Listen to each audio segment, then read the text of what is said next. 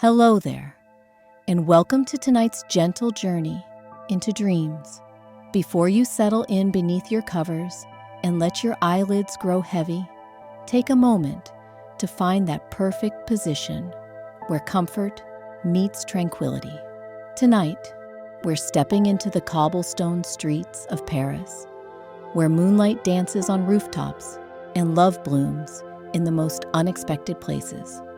This isn't just any bedtime story. This is a tale woven from starlight and whispered promises, designed to carry you softly into the realm of peaceful sleep. You're about to hear the romantic adventure of Duchess, an elegant white cat with grace that could make angels weep, and Thomas O'Malley, a charming alley cat whose heart beats with the rhythm of jazz and freedom. Their love story unfolds like a gentle melody, perfect for drifting away on waves of imagination. So breathe deeply, let your shoulders relax, and allow yourself to be transported to a world where every purr is poetry and every glance holds magic. The lamplights of Paris flickered like scattered diamonds against the velvet sky as Duchess found herself wandering through streets she'd never seen before. Her pristine white fur caught the golden glow of each street lamp she passed, creating an almost ethereal shimmer that made her appear as though she were made of moonbeams themselves. The cobblestones felt cold beneath her delicate paws, so different from the plush carpets of her beloved home. Yet there was something oddly liberating about this unexpected adventure. Even though worry gnawed at her heart like a persistent melody played in a minor key, she paused at a small bridge that arched gracefully over the Seine, its ancient stones worn smooth by countless years of rain and time. The river below reflected the scattered lights of the city, creating a mirror world that danced with each gentle ripple. Duchess had never been this far from Madame Bonfamille's mansion, and the unfamiliarity of her surroundings both thrilled and frightened her. She thought of her 3 precious kittens, probably fast asleep in their cozy basket, unaware that their mother was lost in the labyrinth of Parisian streets. A soft breeze carried the distant sound of jazz music from somewhere deep in the city's heart. The melody seemed to beckon her, promising warmth and perhaps answers to questions she didn't even know she was asking. Duchess lifted her chin with the dignity that had been bred into her very bones and followed the enchanting sound. Her steps were measured and graceful, each movement a testament to the aristocratic bearing that made her so beloved by those who knew her. The music grew stronger as she walked, weaving through narrow alleyways where shadows played tricks with her eyes, and doorways held mysteries she could only imagine. Windows glowed with soft yellow light, behind which families shared their evening meals, and children were tucked into beds with stories of their own. The city felt alive around her, breathing with a rhythm all its own, and for the first time since her ordeal began, Duchess felt her anxiety begin to ebb like a retreating tide. As she rounded a corner where ivy climbed brick walls like nature's own tapestry, the source of the music revealed itself. There, perched on a rooftop with the confidence of someone who owned the entire world, sat the most striking orange tabby cat she had ever laid eyes upon.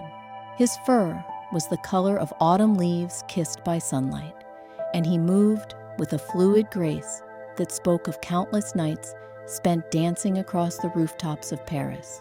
He was singing, his voice rich and smooth like aged wine, carrying a tune that seemed to capture the very essence of freedom itself. Thomas O'Malley, though Duchess didn't yet know his name, possessed the kind of magnetism that drew attention like flowers turned toward the sun.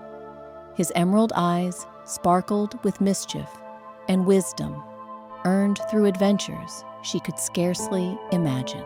There was something untamed about him. Yet beneath that wild exterior, she sensed a gentleness that called to something deep within her own heart.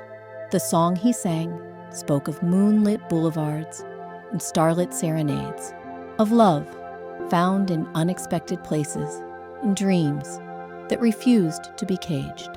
Each note seemed to float on the evening air, like dandelion seeds carried by summer wind. Duchess found herself mesmerized, her troubles momentarily forgotten as she became lost in the beauty of his impromptu concert.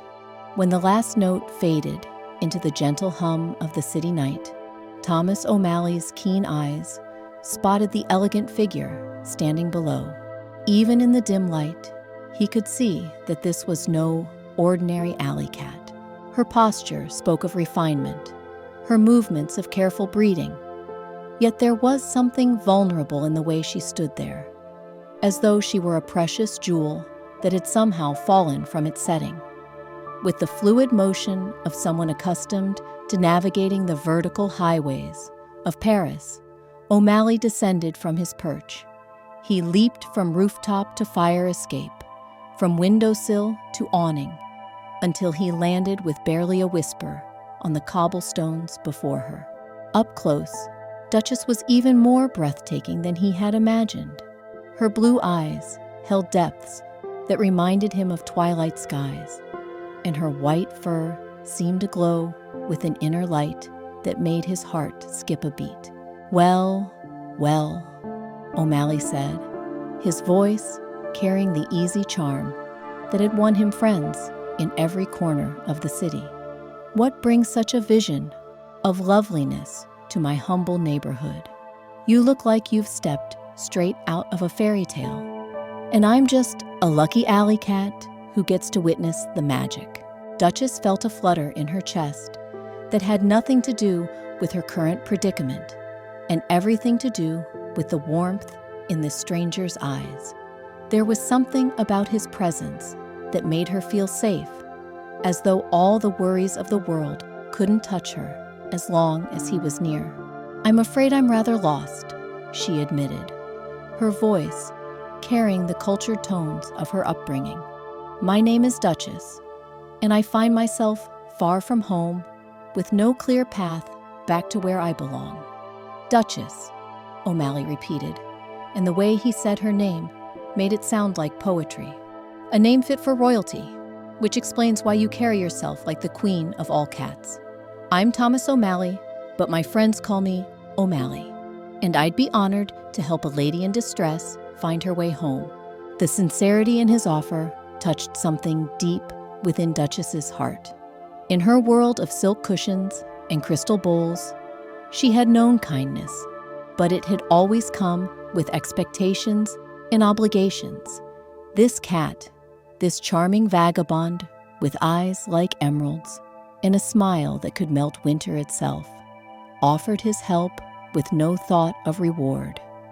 It was a generosity of spirit she had never encountered before, and it left her feeling both grateful and strangely breathless. "You're very kind, Monsieur O'Malley," she said, using the formal address that came naturally to her. "But I'm afraid my home is quite far from here, and the journey would be long and difficult. I wouldn't want to impose upon your generosity." O'Malley stepped closer, close enough that she could see the flecks of gold in his green eyes, close enough to catch the faint scent of adventure that seemed to cling to his fur like an invisible cologne. "Lady, where I come from, we don't call it an imposition when we get to spend time in the company of someone extraordinary. Besides, these old paws of mine have carried me across every inch of this city. There ain't a street, alley, or rooftop I don't know, like the back of my paw." The confidence in his voice was infectious, and Duchess found herself believing that perhaps this unexpected encounter was exactly what fate had intended. There was something about O'Malley that made her feel as though anything was possible, as though the impossible journey home might actually become an adventure worth treasuring. "If you're certain it wouldn't be too much trouble," she said, her formal reserve beginning to soften like ice cream in summer sunshine. I must confess, the thought of traveling alone through unfamiliar territory was rather daunting. "Trouble?" O'Malley laughed, a sound like silver bells dancing in the wind. "Lady, helping you get home is going to be the highlight of my year, maybe my decade. Besides, what kind of gentleman would I be if I let a beautiful dame wander these streets all by herself?" As they began to walk together down the moonlit boulevard, Duchess marveled at how natural it felt to have O'Malley by her side. His presence was like a warm blanket on a cold night, comforting and protective without being overwhelming. He regaled her with stories of his adventures, painting pictures with words of rooftop chases and narrow escapes, of friendships forged in the most unlikely places, and songs sung under stars that seemed close enough to touch. With each step they took together, Duchess felt something awakening within her heart, something she had never experienced before, but recognized instinctively as the beginning of love. The gentle rhythm of their paws against the cobblestones created a soft percussion that seemed to harmonize with the distant sounds of the city settling into its nightly slumber.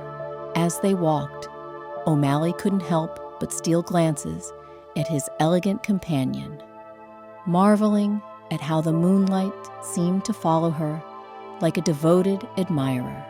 There was something about Duchess that made him want to be a better cat, to show her wonders she'd never imagined and protect her from every shadow that dared cross their path. "Tell me about your home," O'Malley said, as they paused beside a fountain where water trickled in musical notes. "What's waiting for you there that makes your eyes light up just thinking about it?" Duchess settled gracefully beside the fountain's edge, her reflection wavering in the dark water like a ghost of elegance. "I have 3 little ones," she said, her voice soft with maternal love. "Marie, Toulouse, and Berlioz. They're the most precious things in my world, each one unique as a snowflake and twice as beautiful." The tenderness in her voice when she spoke of her kittens made O'Malley's heart do strange acrobatics in his chest.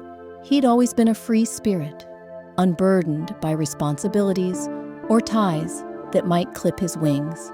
Yet hearing Duchess speak of her children with such devotion stirred something profound within him, a longing he'd never acknowledged for connections that ran deeper than casual friendship.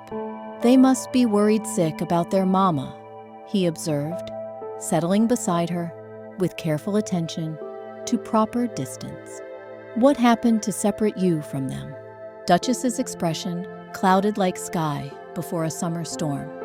"Edgar, our butler, he became consumed with greed. When he learned that Madame Bonfamille intended to leave her fortune to us cats, he couldn't bear the thought of waiting for his inheritance. So he drugged our milk and took us far from the city, leaving us to fend for ourselves in the countryside. The injustice of it made O'Malley's fur bristle with indignation. That anyone could treat this gentle soul in her babies with such cruelty ignited a protective fire in his chest that surprised him with its intensity. "That low-down, no good excuse for a human," he growled, then caught himself and modulated his tone. "Pardon my language, Duchess, but what he did to you and your little ones, well, it ain't right by any measure. My kittens are safe for now," Duchess continued, finding comfort in O'Malley's righteous anger on her behalf. "We found shelter with some kind country cats who took us in, but we don't belong there, and I fear that Edgar might try again if we return without proof of his treachery. O'Malley stood and began pacing, his mind already working through possibilities, like a chess master contemplating his next move. Then, we'll just have to make sure you return with more than proof. We'll make sure that Edgar Fella gets exactly what's coming to him, and that you and your babies are safe forever. The conviction in his voice sent warmth spreading through Duchess's chest like honey in tea. She'd spent her entire life being protected by others, sheltered and cared for like a precious ornament. But O'Malley's protection felt different. Not like a cage wrapped in velvet, but like strong wings that would help her soar rather than keep her grounded. "You speak as though you're planning to see this through to the end," she said, studying his face in the fountain's reflected light. "But surely you have your own life, your own adventures calling to you." O'Malley stopped pacing and looked directly into her eyes, his expression more serious than she'd yet seen it. "Duchess, I've been wandering these streets for more years than I care to count, always moving, never staying, never letting anyone get close enough to matter. But tonight, meeting you, well, it feels like I've been searching for something I didn't even know was missing." The honesty in his confession made Duchess's breath catch in her throat. She recognized the courage it took for someone like O'Malley, so obviously independent and self-reliant, to admit to needing anything or anyone. "Thomas," she said, using his given name for the first time, and the sound of it on her lips made his heart skip like a stone across water. "You don't know what you're saying," she continued, though her eyes betrayed how much she wanted to believe his words. "I'm not just a cat. I'm a responsibility. I come with 3 small ones who need constant care, a life of routine and respectability. You're a free spirit, a wanderer. How could someone like me ever fit into your world?" O'Malley moved closer, close enough that she could see her own reflection in his green eyes. "Maybe the question ain't whether you could fit into my world, but whether we could build a new world together. One where your little ones could learn about adventure, and I could learn about the kind of love that makes a house into a home." The possibility he painted with his words was so beautiful, it almost hurt to imagine. Duchess had always believed that love meant choosing between freedom and security, between passion and responsibility. But O'Malley was suggesting something revolutionary, that perhaps love meant finding someone who made both possible. A cool breeze rustled through the nearby trees, carrying with it the scent of jasmine from a nearby garden. The night felt magical around them, as though the very air was charged with possibility and promise. "You make it sound so simple," Duchess whispered, her voice barely audible above the gentle splash of the fountain. "Maybe it is simple," O'Malley replied, reaching out with one paw to gently touch hers. "Maybe we've just been taught to make it complicated. All I know is that since the moment I saw you standing in that alley, everything else has felt like background noise." The touch of his paw against hers sent electricity racing through her entire being. She'd been touched countless times, petted and pampered and adored, but never had such a simple contact felt so profound, so full of unspoken promises and infinite possibility. "We should keep moving," she said finally, though every fiber of her being wanted to stay in this moment forever. "My babies need to know I'm coming home to them." "Of course," O'Malley agreed, though he was reluctant to break the spell that seemed to have settled around them like fairy dust. "But Duchess, I want you to know that whatever happens, tonight has already changed everything for me." As they resumed their journey through the sleeping city, their conversation flowed like wine, each word revealing new depths to explore in one another. O'Malley told her about his philosophy of life, how he'd learned to find joy in simple things and beauty in unexpected places. Duchess shared her dreams beyond the walls of her comfortable home, dreams she'd never dared speak aloud before this night. They discovered they both loved the way rain sounded on rooftops, the smell of fresh bread from bakeries in the early morning, and the particular quality of light just before sunrise when the world felt full of infinite potential. These small revelations felt like gifts they were exchanging, building a foundation of understanding that seemed to strengthen with each shared confidence. When they paused at a small park where ancient oak trees created a canopy of whispering leaves, O'Malley began to sing again, this time choosing a melody that spoke of new beginnings in hearts brave enough to take chances on love. His voice wrapped around Duchess like silk, making her feel as though she were floating on clouds made of music and moonlight. As the song ended, Duchess found herself humming along to the final notes, her cultured voice blending with his in perfect harmony. The sound of their voices together seemed to surprise them both, creating something more beautiful than either could produce alone. "You have a lovely voice," O'Malley said, his eyes twinkling with admiration. "Refined, like everything else about you, but with hidden depths that make a fella want to dive right in and explore." Duchess felt heat rise in her cheeks at the compliment. "I've never sung with anyone before," she admitted. "Music in my world has always been something to appreciate, quietly, properly. But with you, it feels like something alive, something meant to be shared and celebrated." The night continued to weave its magic around them as they walked on, their destination seeming less important than the journey itself. The narrow streets began to widen as they ventured deeper into the heart of Paris, where grand boulevards stretched like ribbons of moonlight between towering buildings that seemed to brush the stars themselves.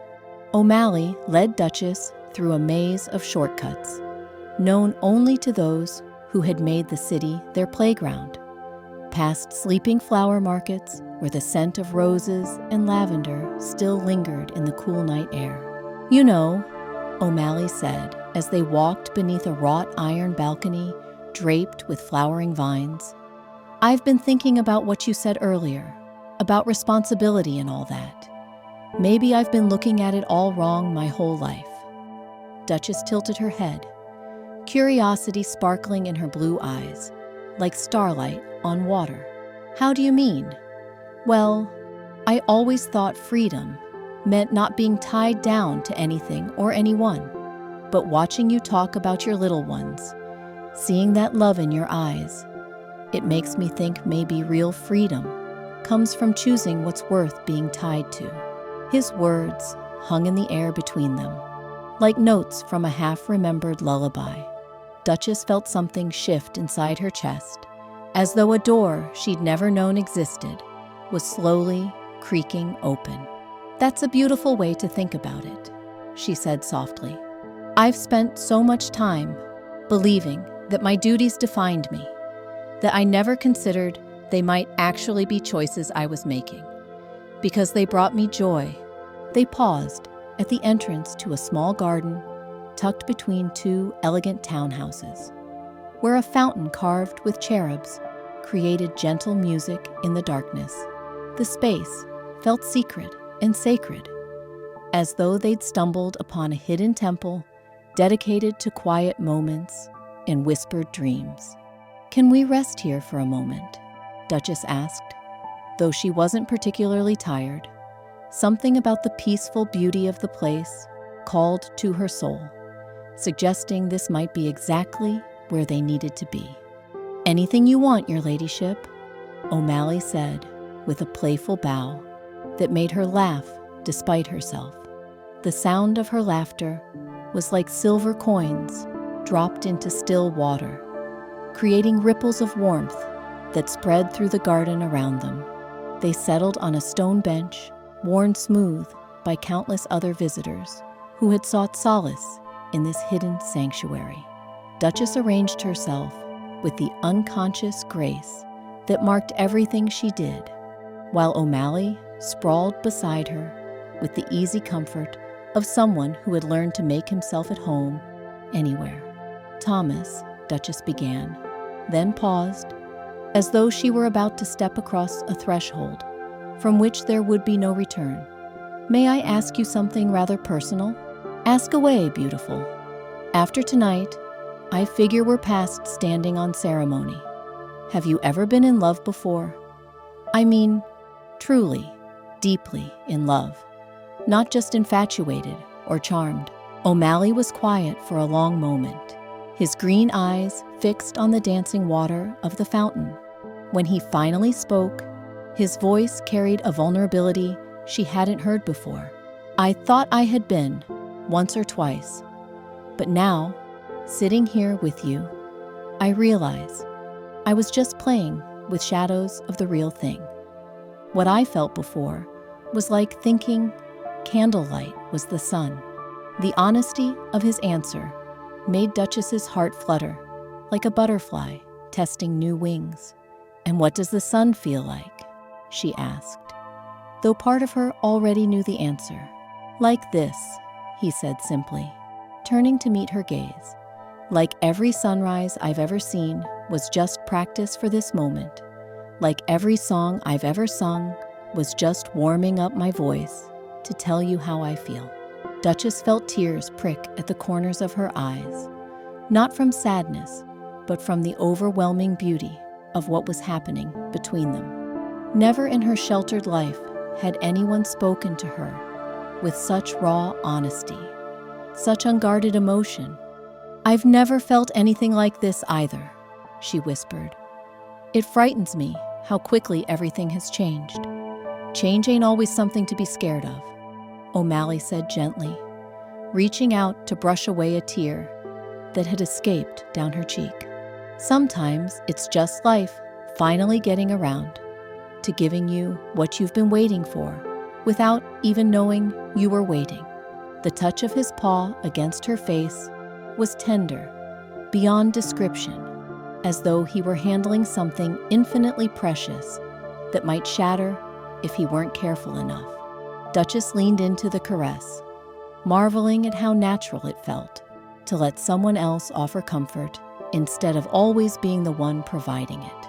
"My kittens," she said suddenly, though she wasn't quite sure why the thought had surfaced at that particular moment. "What about them, sweetheart? They've never seen me like this. Happy, I mean. Really, truly happy. Not just content or pleased, but actually radiant with joy. I wonder what they'd think of their mama falling in love with a charming rogue under the Paris moon."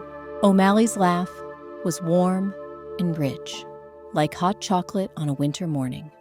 "Well, if they're anything like their mama, they're probably smart enough to recognize a good thing when they see it. Besides, from what you've told me about them, they sound like they could use a little more adventure in their lives." "Marie would adore you," Duchess said, her voice soft with affection for her daughter. "She's so romantic, always dreaming of fairy tales and happy endings. And Toulouse, my little artist, he'd be fascinated by your stories of the city. As for Berlioz, well, he'd probably challenge you to a piano duet within 5 minutes of meeting you." "And I'd probably let him win," O'Malley admitted with a grin. "At least the first time. Got to make a good impression on the family, right?" The way he spoke about her children, with immediate acceptance and genuine interest, made Duchess realize that her earlier fears about their different worlds might have been unfounded. O'Malley wasn't someone who would see her kittens as obstacles to overcome, but as gifts to be treasured, new songs to add to the symphony of his life. "You really mean that, don't you?" she asked, studying his face in the moonlight. "About wanting to be part of all of it?" the responsibility and the routine, and the chaos of family life. Duchess, honey, I've spent years singing about freedom and adventure, but I never realized that the greatest adventure might be learning to love someone so much that their happiness becomes more important than your own wandering feet. A cool breeze stirred the leaves above them, creating shadows that danced across their faces like nature's own blessing upon their conversation. Somewhere in the distance, a church bell chimed the late hour, but neither of them felt any urgency to move from their perfect moment. "There's something else I need to tell you," Duchess said, her voice barely above a whisper, "about why Edgar did what he did, and what it might mean for anyone who chooses to be part of my life." O'Malley's expression grew serious, though his eyes remained warm with affection. "I'm listening. Madame Bonfamille is very wealthy, and when she passes on, everything is meant to come to us. That's what drove Edgar to such desperate measures. But it also means that anyone who loves me, who becomes part of my family, they'll be inheriting not just our affection, but also the complications that come with such a legacy. You're warning me that loving you might be dangerous," O'Malley said, and it wasn't a question. "I'm warning you that it might be complicated in ways neither of us can predict. Edgar won't be the last person who might see our happiness as a threat to their own ambitions." O'Malley stood and began pacing again, his mind working through the implications of what she'd shared. But when he turned back to her, his expression was determined rather than deterred. "You know what I think about that?" "What?" "I think that makes you even more worth fighting for. Any dame can make a fella's life easy, but it takes someone special to make it meaningful. Besides," he added with a rakish grin, "I've been in more scrapes than I can count. At least this time, I'd be fighting for something that really matters." Duchess rose from the bench and moved to stand before him, close enough that she could see the sincerity burning in his green eyes like emerald fire. "You don't know what you're saying yes to," she said, though her voice carried hope rather than discouragement. "Maybe not," O'Malley agreed, "but I know what I'd be saying no to if I walked away from this. And that's something I couldn't live with, not for all the freedom in the world." The space between them seemed to shimmer with possibility, charged with the electricity of two hearts recognizing their perfect match. Duchess had never felt so beautiful, so desired, so absolutely cherished as she did in that moment, under O'Malley's adoring gaze. "Then what happens now?" she asked, her voice trembling with anticipation. "Now we go get your babies and show them that their mama has found something worth celebrating. Then we figure out the rest together, one adventure at a time." As they prepared to leave their secret garden sanctuary, Duchess felt as though she were stepping into an entirely new life, one painted in colors she'd never imagined possible. The journey home would be long, but with O'Malley beside her, every step felt like dancing. The city streets welcomed them back with open arms, and somewhere in the distance, the first pale hints of dawn began to touch the eastern sky, promising that their magical night was transforming into an even more magical tomorrow. The first blush of dawn painted the Parisian sky in shades of rose and gold as Duchess and O'Malley made their way through the awakening city. The streets that had seemed mysterious and romantic under moonlight now revealed themselves in gentle morning clarity, shopkeepers beginning to open their doors, and the aroma of fresh bread drifting from bakeries like invisible ribbons of comfort. O'Malley walked with a spring in his step that hadn't been there before, as though the very act of falling in love had given him new energy to face whatever challenges lay ahead. Every few steps, he would glance over at Duchess, still hardly believing that this elegant creature had chosen to trust him with her heart and her future. The morning light caught in her white fur like captured starlight, making her appear even more ethereal than she had in the romantic shadows of night. "You know," O'Malley said, as they paused at a crossroads where four ancient streets met in a cobblestone plaza, "I've been thinking about your little ones again. What do you suppose they're doing right now?" Duchess smiled, her maternal instincts painting vivid pictures in her mind. "Marie is probably already awake, brushing her fur and practicing her scales.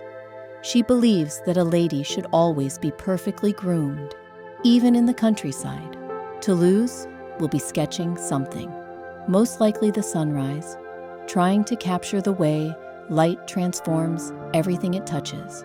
And Berlioz, my sweet little musician, he's probably still fast asleep, with his paws twitching as he dreams of grand symphonies." The tenderness in her voice, as she described each kitten's personality, made O'Malley's chest tighten with an emotion he'd never experienced before. It wasn't just love for Duchess anymore, though that burned bright and true in his heart. It was the beginning of love for three small souls he'd never met, simply because they were part of her world. "They sound like remarkable little cats," he said softly. "Each one an individual, each one special in their own way. You've raised them well, Duchess. I've tried my best, but sometimes I wonder if I've sheltered them too much. Life in Madame Bonfamille's mansion is beautiful, but limited. They've never experienced the kind of freedom you take for granted, never learned to rely on their own wits and courage." O'Malley stopped walking and turned to face her fully, his green eyes serious but warm. "Duchess, honey, there's nothing wrong with keeping them safe. That's what love does. It protects what matters most. But maybe now they'll get the chance to experience both worlds, the security of home and the thrill of adventure." The possibility he painted made Duchess's heart flutter with excitement and trepidation in equal measure. "Do you really think it could work? A life that includes both comfort and adventure, safety and excitement." "I think love makes anything possible," O'Malley replied without hesitation. "Besides, look at us. A few hours ago, we were strangers from completely different worlds. Now, here we are, planning a future together like it's the most natural thing in existence." As they resumed their journey, the city continued to wake around them. Flower vendors arranged colorful bouquets in their stalls, filling the air with the perfume of roses and jasmine. Children's laughter echoed from apartment windows as families began their morning routines. The whole world seemed to be celebrating the arrival of a new day, and Duchess felt as though she and O'Malley were part of that celebration, their love story adding to the symphony of life unfolding around them. "Tell me more about your life before last night," Duchess requested, as they walked through a neighborhood where ivy-covered walls created natural artwork on every building. "What was it like, being so free, so independent?" O'Malley considered her question carefully, wanting to give her an honest answer that didn't romanticize what had often been a lonely existence. "It was exciting. I won't lie about that. Every day brought something new, some adventure or challenge that kept life interesting. I could go wherever I wanted, whenever I wanted, without having to consider anyone else's needs or feelings." He paused, watching a pair of sparrows share breakfast crumbs on a windowsill before continuing. "But you know what I never realized until I met you? Freedom without someone to share it with is just another kind of cage. All those adventures, all those songs I sang to the moon.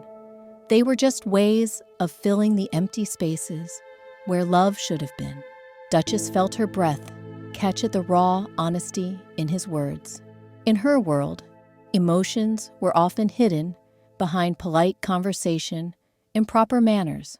But O'Malley spoke his truth with a directness that was both refreshing and deeply moving. "I understand that feeling," she admitted quietly. "My life has been full of comfort and affection. But there was always something missing, some spark that made everything feel truly alive. I thought perhaps I was just being ungrateful, that I should be content with all the blessings I'd been given. Maybe we were both just waiting for the right moment, the right person to make everything else make sense," O'Malley suggested, reaching out to brush his tail gently against hers as they walked. The simple contact sent warmth spiraling through Duchess's entire being. Such a small gesture, yet it spoke volumes about the easy intimacy that was developing between them. In her previous life, physical affection had been formal and predictable, but with O'Malley, every touch felt like a small miracle, a connection that went beyond mere companionship. They had been walking for hours, but neither felt tired. Love, it seemed, was better than any amount of rest for restoring energy and hope. The landscape around them gradually began to change, from urban streets to suburban neighborhoods, and eventually to the rolling countryside, where her kittens waited with their temporary guardians. "Are you nervous about me meeting them?" O'Malley asked, as they crested a hill that offered a panoramic view of the pastoral valley below. "Your little ones, I mean. It's got to be a big step, introducing a new cat into their lives." Duchess considered his question seriously. The truth was, she felt more excited than nervous, though there was certainly some anxiety mixed in with her anticipation. "Marie will probably fall in love with you immediately," she said with a smile. "She has such a romantic heart, and your charm will sweep her off her paws. Toulouse might be a bit more cautious at first, but once he realizes you're someone who appreciates art and creativity, he'll warm up quickly. And Berlioz? Berlioz will test you," Duchess admitted with a laugh.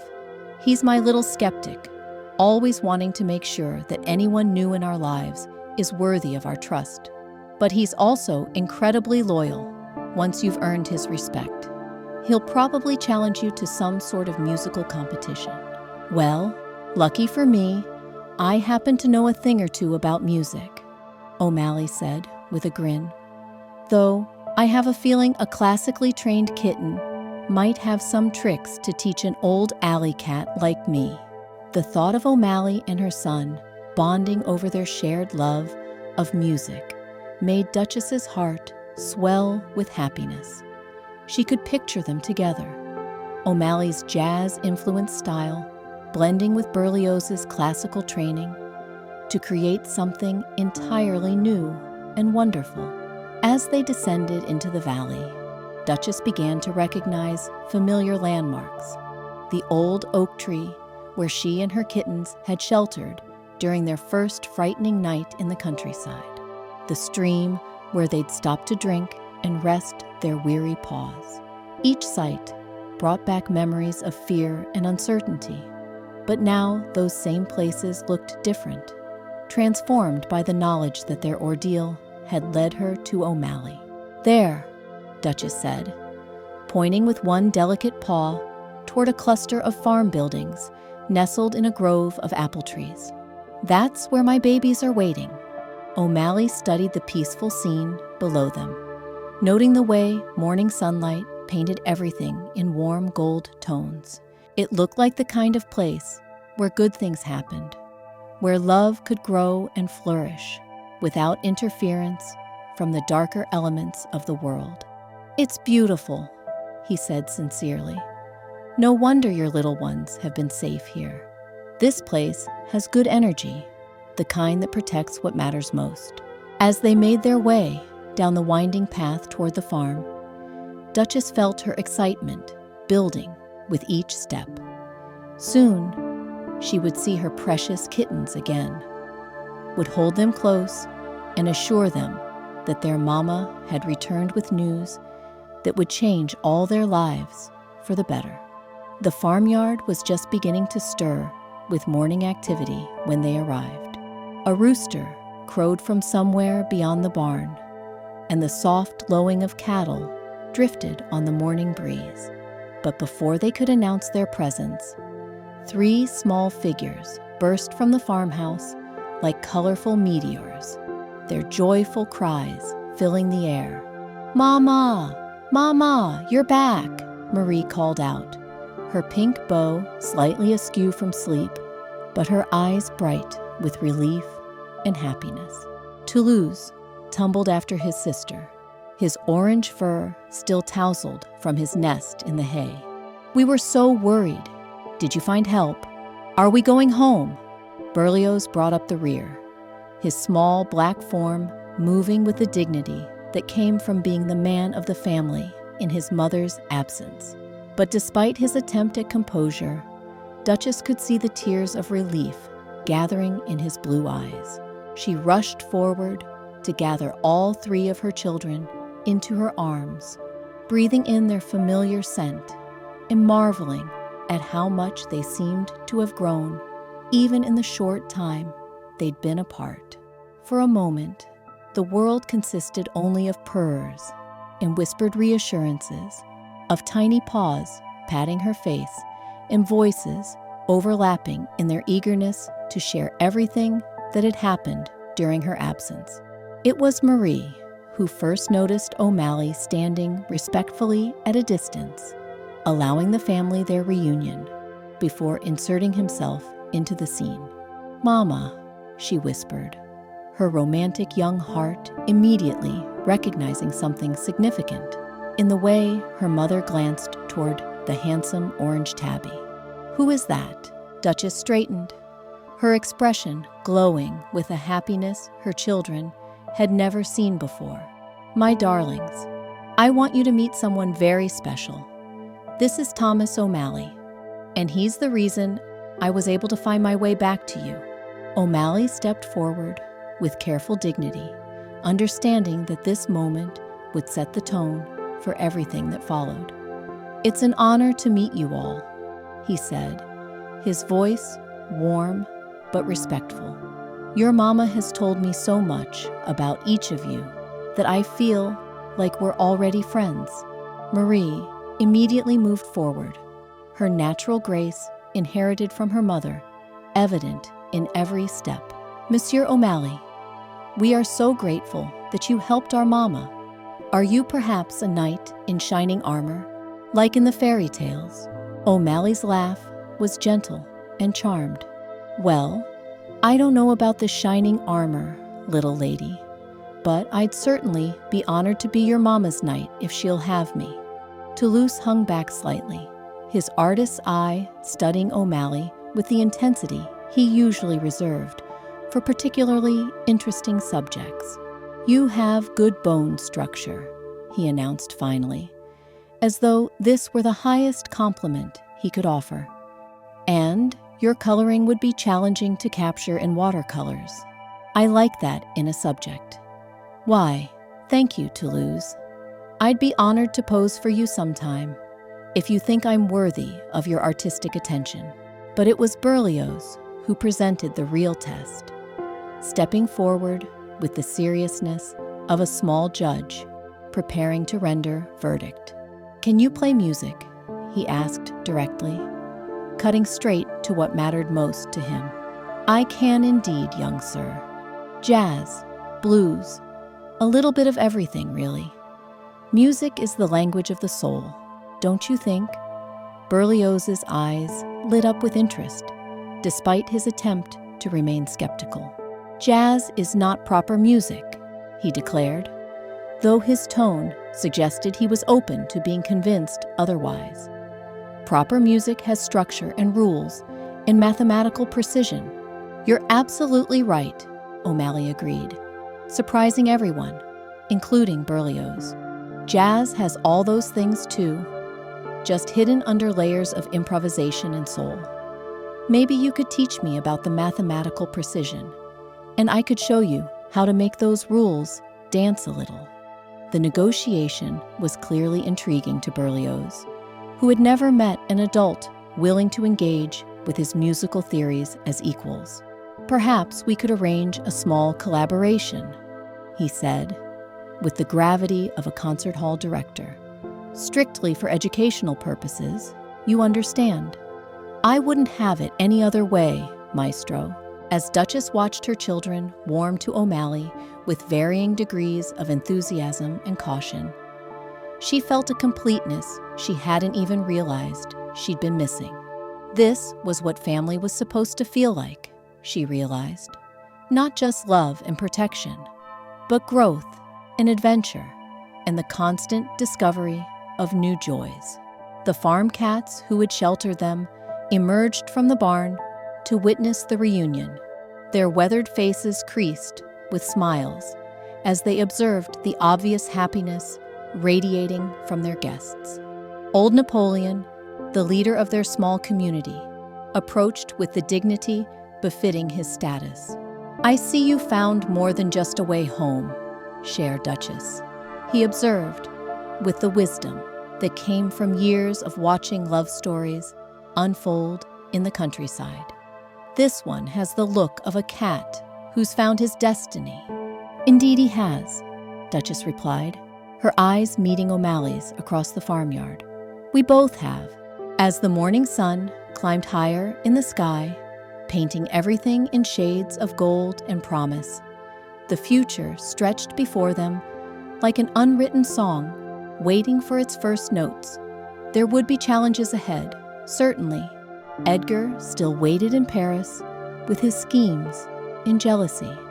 There would be adjustments to make, new rhythms to establish, and the delicate work of blending two very different worlds into something beautiful and whole. But standing there in the farmyard, surrounded by love and possibility, none of those challenges seemed insurmountable. Love, Duchess realized, wasn't about finding someone who fit perfectly into your existing life. It was about finding someone worth building an entirely new life with. Someone who made you brave enough to become the best version of yourself. The adventure was just beginning, and for the first time in her life, Duchess couldn't wait to see where the music would take them all. And so, as the golden morning light embraces our gentle family and their dreams begin to take shape, let your own eyelids grow heavy with the sweetness of this tale. Duchess has found her heart's true companion. Her kittens have discovered that love can arrive in the most unexpected packages, and O'Malley has learned that the greatest adventure isn't wandering alone, but choosing someone worth staying still for. Tonight, you've witnessed how love transforms everything it touches, turning strangers into soulmates, uncertainty into hope, and separate dreams into shared tomorrows. Like the cobblestones of Paris that have witnessed countless love stories, your pillow now cradles another tale of hearts finding their perfect harmony. Let this story carry you gently into your own dreams, where perhaps you too might wander moonlit streets and discover that the most beautiful adventures begin not when we set out alone, but when we find someone whose hand we want to hold along the way. The music of their love will continue playing softly in the corners of your mind, a lullaby of purrs and promises that whispers you safely toward sleep. Rest now, knowing that somewhere in the realm of dreams, Duchess and Thomas O'Malley are still dancing under starlight, their love story echoing through eternity like the sweetest song ever sung. Sweet dreams, and may your own heart find its perfect melody.